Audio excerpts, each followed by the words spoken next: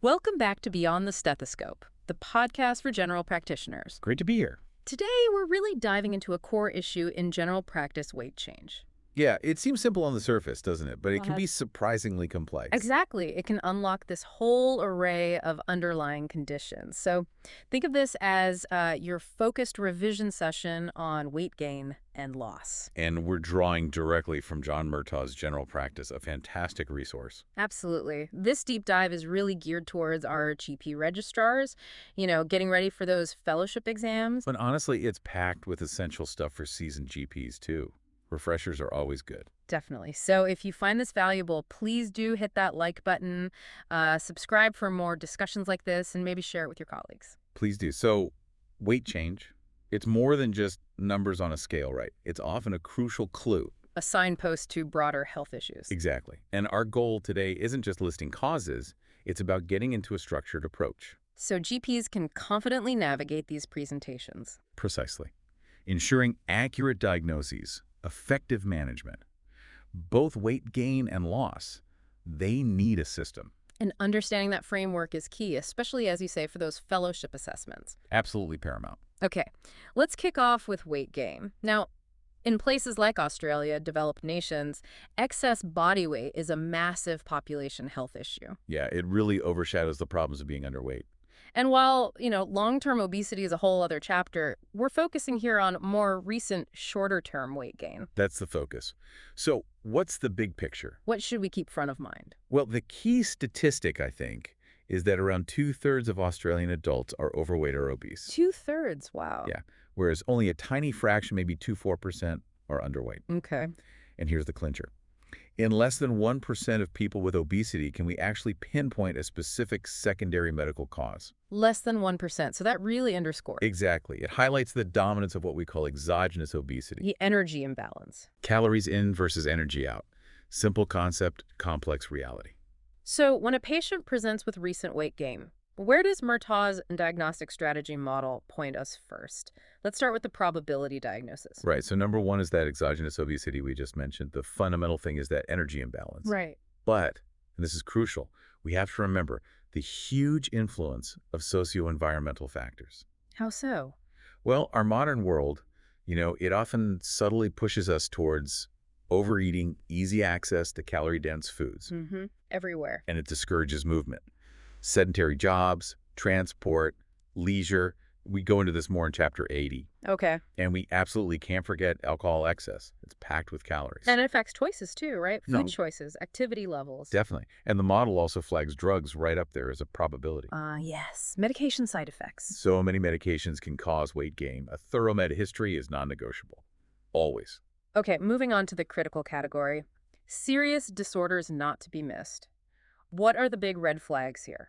Yeah, this is where we need to think beyond the obvious, Common things are common, but recent weight gain could be an early sign of something serious. Like what?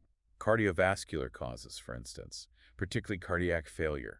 Through fluid retention. Often, yes. So you'd ask about shortness of breath, ankle swelling, fatigue, that sort of thing. Makes sense. Then you've got hypothalamic disorders, things like craniopharyngiomas, optic gliomas, pituitary neoplasms. Wow, okay. So affecting the brain's appetite control. Exactly. They can disrupt those delicate mechanisms, leading to hyperphagia, excessive hunger. So the satiety switch is broken, essentially. That's a good way to put it. So you need to be alert for other symptoms, like headaches or visual disturbances. They might point towards these rarer but very serious neurological issues. And what about weight gain related to major organs, things we shouldn't miss? We absolutely have to consider major organ dysfunction, liver failure, for example, or nephrotic syndrome. In these cases, the weight gain is mainly fluid accumulation. Mm-hmm. So clinically, as Murtaugh points out, you need to differentiate that fluid gain, pitting odedema, from actual fat gain. So asking about urine changes, abdominal bloating. Yep, helpful clues. And don't forget obesity hypoventilation syndrome, Pickwickian syndrome. That's in very high BMI, right? Usually BMI over 40 kilograms ought. Look for daytime sleepiness, history of snoring. Got it. Okay, let's move to the pitfalls, things that might get missed. What are common ones here? Early pregnancy. It's a classic pitfall. Right. Obvious in retrospect, maybe not initially. Exactly. Yeah. Especially in the very early stages. Always consider it in women of reproductive age. Good reminder. What else? Then there's a whole range of endocrine disorders. Hypothyroidism's on the list. Ah, the underactive thyroid. Yes, but Murtaugh makes a really important point. Hmm. It's usually not associated with marked or rapid obesity. Okay, so not the first explanation for significant gain. Generally not. Think about other symptoms too. Fatigue, cold intolerance, dry skin. Cushing syndrome is another crucial endocrine cause. And the interesting thing here is that a careful physical exam can often give you strong clues. What sort of clues? Look for the characteristic moon phase, the buffalo hump, those purple striae. Okay, the classic signs. Yeah. What other endocrine conditions fall into this often missed category? Other pitfalls include insulinoma, that's a rare insulin-secreting tumor. Causing low blood sugar? Right, recurrent hypoglycemia. And patients often eat more to counteract the lows, leading to weight gain. Ah, okay. Then there's acromegaly, excess growth hormone. Weight changes can be subtle, alongside more obvious things like enlarged hands and feet. Hypogonadism, hyperprolactinemia, and polycystic ovarian syndrome, PCOS, are also listed. Hormonal imbalances again. Yes. And they often come with other specific features like menstrual issues in PCOS or galactorrhea with hyperprolactinemia. And the pitfalls aren't just endocrine, are they? No, definitely not. We also need to think about idiopathic edema syndrome. Who gets that? Predominantly women. It causes cyclical weight gain from fluid retention. Okay. And Klinefelter syndrome is an interesting one. Initially, these individuals are often tall and slim, Right. but without testosterone treatment, they tend to develop obesity in adulthood. Ah. And Right. finally, the congenital disorders, Prader-Willi syndrome and Lawrence-Moon-Bardet-Biedl syndrome. These usually present earlier, right, in childhood. Typically, yes, with obesity alongside other distinctive features. Yeah. Prader-Willi, for instance. That intense drive to eat, constant hunger. Along with the hypotonia and other features. Exactly. Yeah. And Lawrence-Moon-Bardet-Biedl, obesity, intellectual disability, eye problems, sometimes extra fingers or toes. Recognizing these early is vital for support, isn't it? Absolutely crucial for Yeah. management and family support. Okay, let's look at the 7 masquerades checklist for weight gain. Conditions mimicking other things. Right. Depression is on this list. Yeah. It's interesting because overeating can sometimes be a feature, especially early on, maybe a coping mechanism. Drugs, again, we mention them as a probability, but they're also a key masquerader. Which ones? Things like tricyclic antidepressants, corticosteroids, pizotifin, antipsychotics, depoprogesterone, insulin, all well-known culprits. Good list to remember. And hypothyroidism pops up again here, just reinforces its importance as something to consider even if it doesn't usually cause massive weight gain. But Murtaugh poses that really insightful question. Is the patient trying to tell me something? What's the significance there? It's such a vital prompt. It reminds us to be holistic, to explore the reasons behind the weight gain. Beyond just diet and exercise. Absolutely. Could it be emotional distress, big lifestyle changes, socioeconomic factors, limiting food choices, other things the patient isn't directly saying? So a history that digs deeper. Essential. So putting it all together, when a patient comes in with weight gain, how do we structure that clinical approach? History first. History is paramount. Murtaugh really stresses getting a careful, detailed account of their food and drink intake. People often underestimate, don't they? Hugely. Or sometimes deny it, maybe out of embarrassment or just lack of awareness. So specific questions are key. Definitely. Ask about a typical day's meals. Portion sizes are important. Snacks, soft drinks, alcohol. Be specific. And exercise. Yep. Type, frequency, duration. Ask about triggers for overeating to boredom, stress, upset feelings. And of course, that full medication history is crucial. Plus, a good gyne history in women and family history diabetes, heart disease, family tendency towards weight issues. It all adds context. And the physical examination for weight gain, what are the key components? Equally critical, you need accurate weight and height for the BMI calculation, our standard measure. Can waist circumference? Yes, definitely measure waist circumference. It gives extra info on central adiposity and risk. Okay. Then assess fat distribution, overall nutritional status, and remember Murtaugh's caution about BP cuffs. Yes, standard cuffs on large arms can give false highs. Exactly. Use a larger cuff if needed. And during the exam, keep those rarer possibilities in mind. Cushing's features, acromegaly, hypothyroidism signs. Look for evidence of atherosclerosis, diabetes, alcohol abuse. Yes. But generally, extensive CNS workup isn't needed unless there are specific neurological symptoms like new headaches or visual problems. Makes sense. What about initial investigations for significant weight gain, the important ones?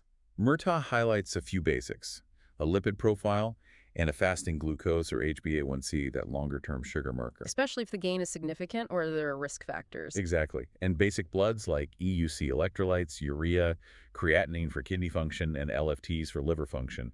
Good screening tests. And what investigations might we consider if indicated? Depending on the whole picture, maybe thyroid function tests, TFTs, Hmm. especially if symptoms suggest it. Cortisol. Perhaps, if hypertensive or other Cushing's features are there, testosterone maybe, in men with suspected sleep apnea, ECG, chest x-ray. could be appropriate, especially over 40s or with respiratory or cardiac risk factors. Okay, let's shift focus slightly to weight gain in children. How does that differ? Yeah, it has its own nuances. The prevalence is worryingly high. Yeah. Maybe 10% of prepubertal kids, 15% of adolescents are obese. And the definitions are specific, aren't they? BMI for age percentile. Exactly. Obesity is over the 95th percentile, overweight over the 85th, and the risks are significant. Associated diseases like type 2 diabetes, cardiovascular issues. Yes, and the high chance of carrying that problem into adulthood, increasing long-term risks. Premature death, disability. It's serious. Raising this with parents must be tricky. How do we approach it? With real sensitivity and discretion. Murtaugh notes parents often blame glands or genetics. So it's important to gently explain that while genes play a role, primary endocrine or metabolic causes are actually rare in kids. How do we differentiate? A careful exam and checking their linear growth velocity usually helps. Kids with simple exogenous obesity tend to grow normally or even faster height-wise. Whereas secondary causes might show short stature. Or other growth issues, yes. Are there specific congenital or inherited disorders linked to childhood obesity we should know? Yes, a few key ones. Prader-Willi syndrome, that insatiable hunger, hypotonia, intellectual disability, small hands, feet. Right. Lawrence-Moon-Bardet-Beetle syndrome, obesity, intellectual disability, the eye problems, the retinitis pigmentosa, polydactyly or syndactyly, hypogonadism, Okay. and Beckwith-Wiedemann syndrome, excessive growth, big baby at birth, macrosomia, large tongue, macroglossia, umbilical hernia, neonatal hypoglycemia.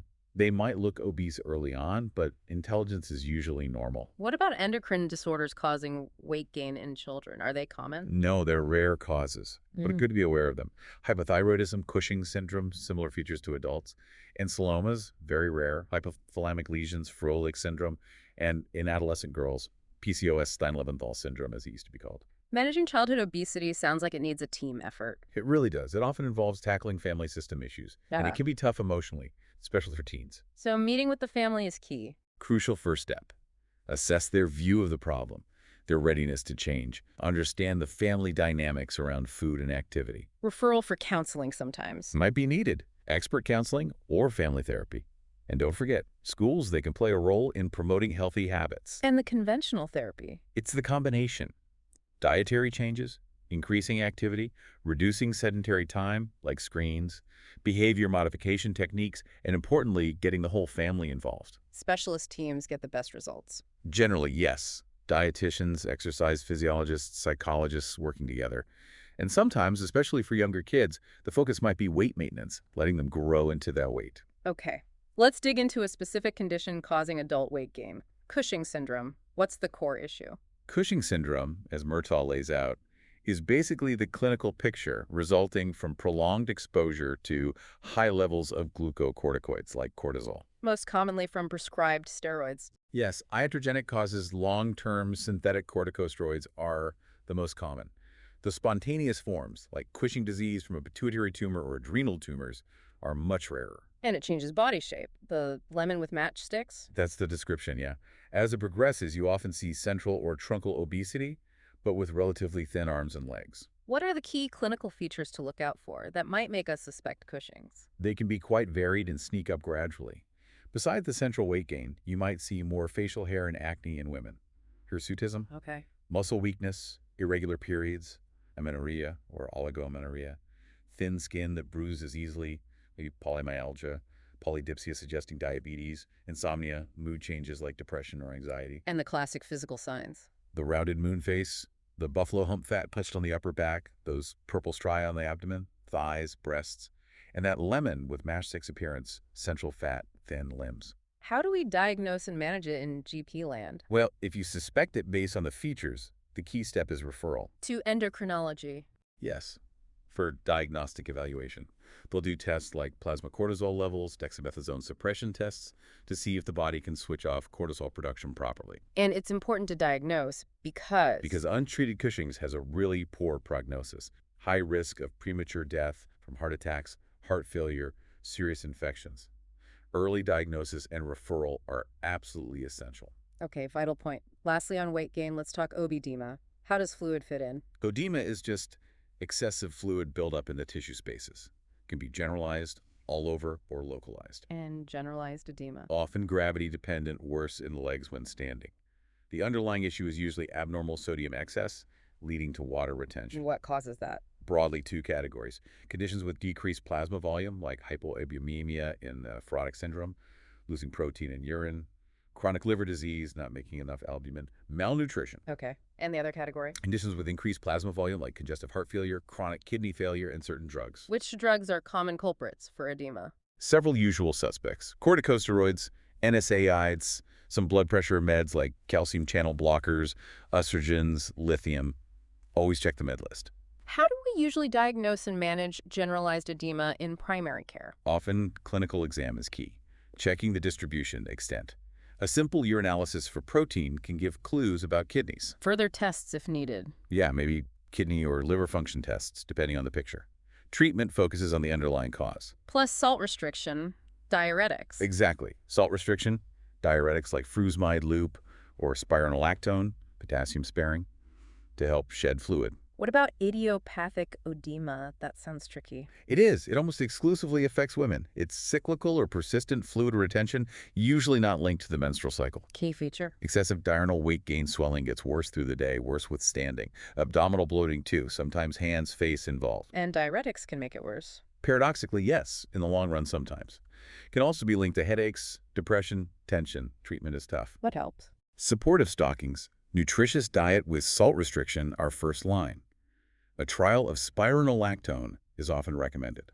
What about localized swelling? Face, eyelids, legs. Facial or eyelid puffiness can have similar causes to generalized edema, but also think-specific things.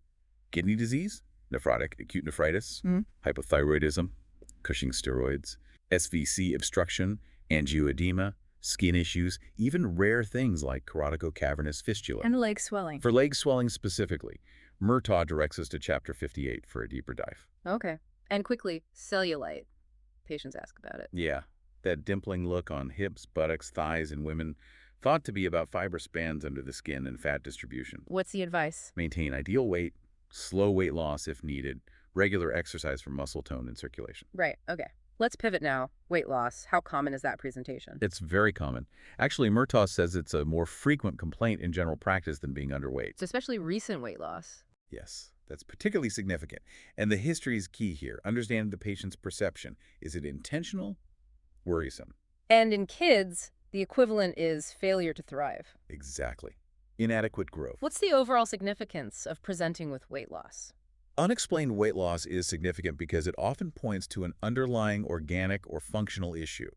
Could be psychological, could be serious medical conditions. With or without appetite loss. Right, that's an important clue. May or may not have anorexia. Key facts.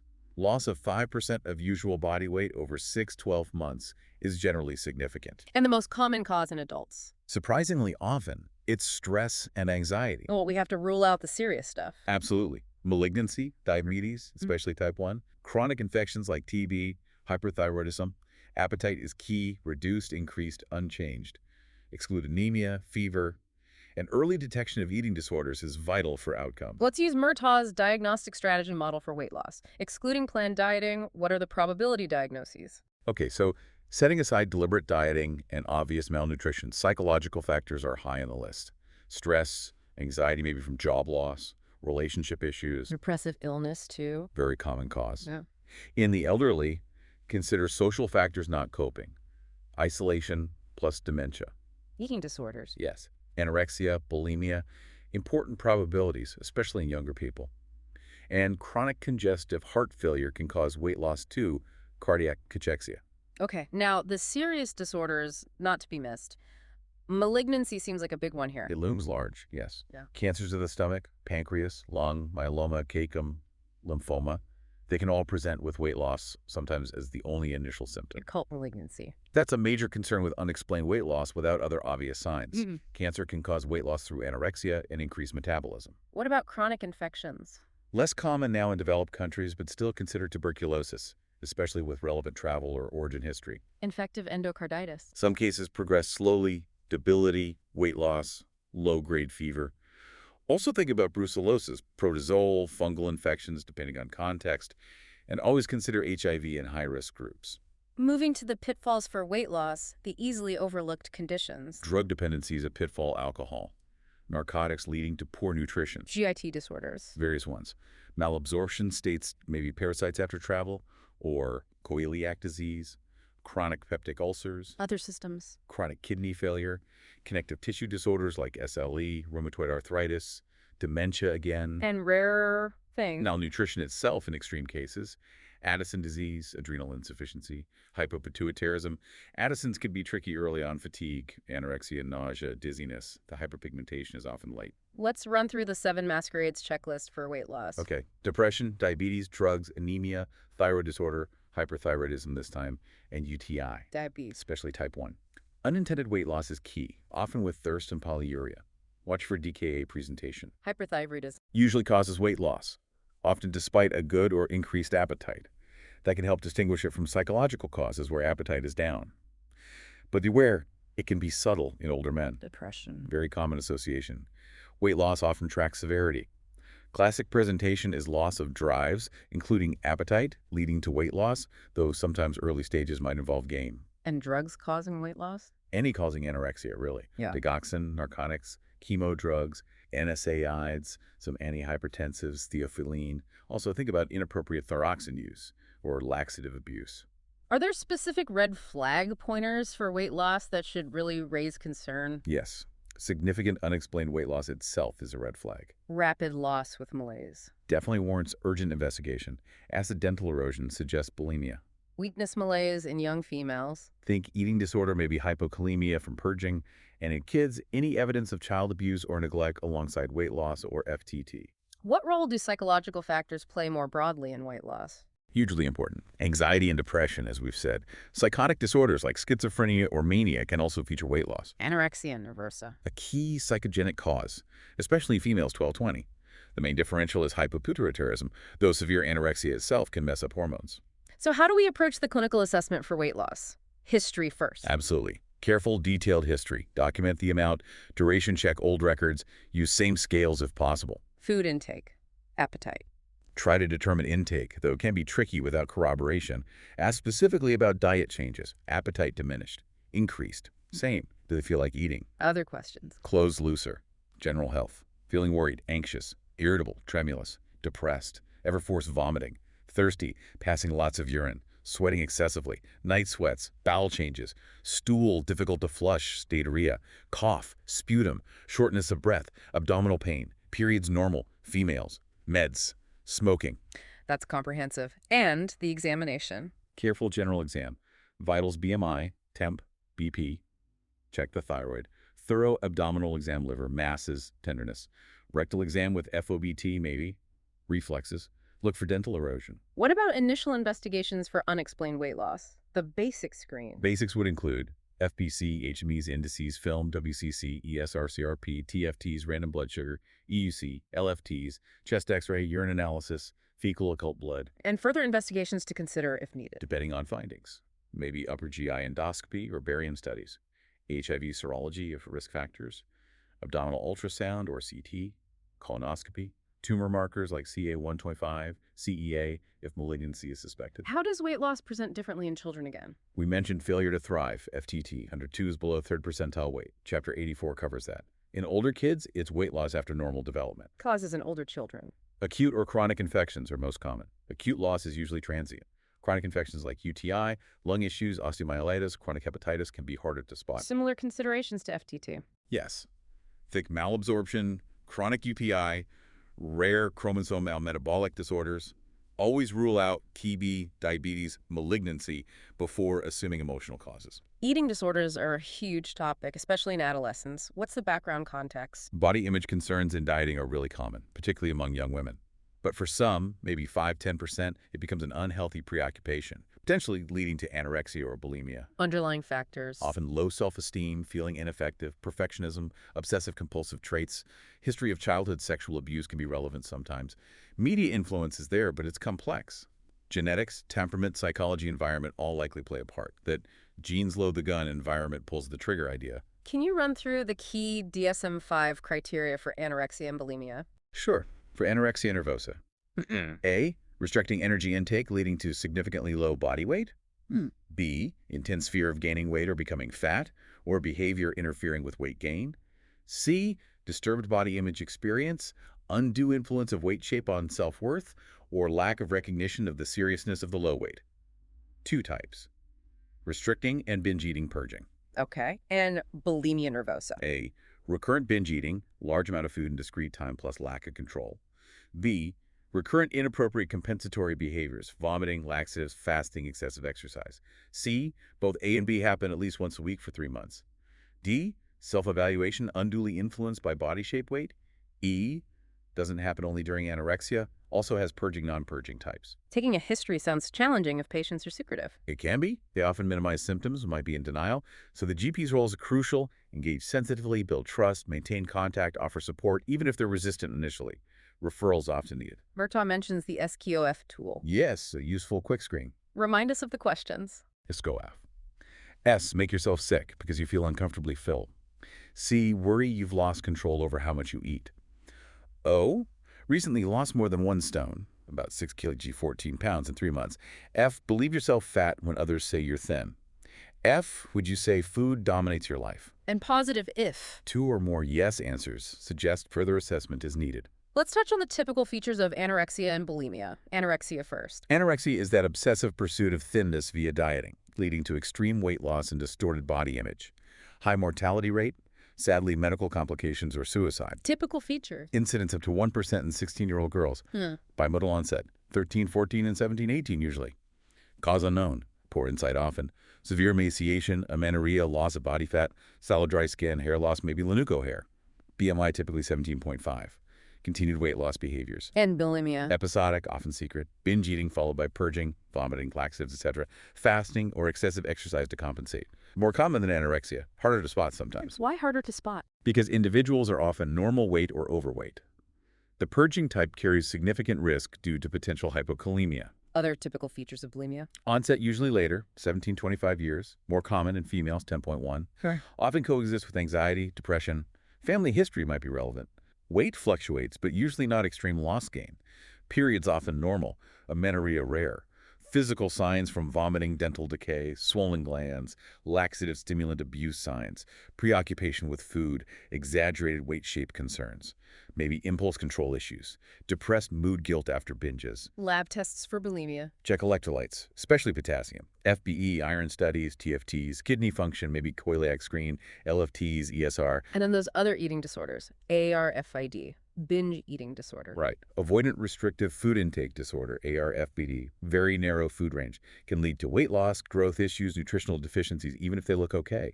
Binge eating disorder, recurrent binges without the regular compensatory behaviors of bulimia. Most people with this are obese. How do we manage eating disorders in general practice? When to refer? Early detection and intervention are key. Outpatient treatment is often possible. When is hospitalization needed? For severe weight loss, medical instability, dehydration, bad electrolytes, family crisis, severe depression, suicide risk. It's a high burden on caregivers, and family dynamics often need exploring. Goals of management. Build a good therapeutic relationship, address underlying psychological issues, safely restore weight to a healthy level, balance maybe 3,000 plus calories a day needed for anorexia weight restoration. Therapy approaches. Structured behavioral therapy, psychotherapy, family therapy might be tried. Supportive care from G-Pallied Health is vital. Psychotherapy usually via referral. Hospital admission for those urgent reasons we mentioned. SSRIs, especially fluoxetine for bulimia, can help comorbid depression. Ongoing support for patient and family is critical. What about weight loss specifically in the elderly? Any special points? Some general weight loss can be physiological with aging, But abnormal loss often points to issues. Socially disadvantaged, elderly living alone, lack of drive, poor food prep, poverty. Poor dentition is a big factor. Key causes to consider. Malignant disease is always important. Depression, very common reversible cause, maybe 30% of undernourished older outpatients. Dementia. Drug interactions affecting appetite absorption. Weight loss 5% in 6 months is significant. Congestive heart failure is also a common cause. Visceral congestion, reduced appetite. And finally, what are some key gastrointestinal causes of weight loss across the board? Big category. Celiac disease, poor oral hygiene, chronic vomiting, diarrhea, for example, pyloric stenosis, gastric ulcers, GIT cancers, stomach, esophagus, bowel, problem drinking, post-gastrectomy or other GIT surgery effects, inflammatory bowel disease, Crohn's UC, styria, gut lymphoma, parasites, liver cirrhosis, Mechanisms. anorexia, malabsorption, obstruction causing vomiting, inflammation. So when should we definitely refer a patient with weight change? Murtaugh gives good pointers. For weight gain, BMI 35 resistant to simple measures, obesity with medical problems needing rapid reduction, suspected endocrine congenital cause, Ever weight loss. any unexplained significant loss, especially if endocrine malignancy suspected but not found. Weight loss linked to serious psychological illness or eating disorder definitely needs specialist referral. Any final practice tips to wrap up? Yeah, a couple. Always ask patients what they think is causing it. Their insights can be valuable. Remember, anxiety and hyperthyroidism can mimic each other. Check TFTs, it's suspicious. And for eating disorders, lab tests aren't usually needed for initial diagnosis. High clinical suspicion is key, especially in that typical demographic. Teen female, dieting, weight changes, amenorrhea. And Murtaugh mentions patient education resources. Absolutely. Handouts on eating disorders, sensible weight loss for obesity, a BMI calculator, all useful tools. Plus, references to NHMRC obesity guidelines and the RACGP Red Book's 5S approach. Good frameworks. Okay, so to sum up this deep dive, it's really clear that a comprehensive approach to both weight gain and loss is absolutely vital in GP. We've covered such a diverse range of causes: diet, lifestyle, serious medical conditions, psychological factors.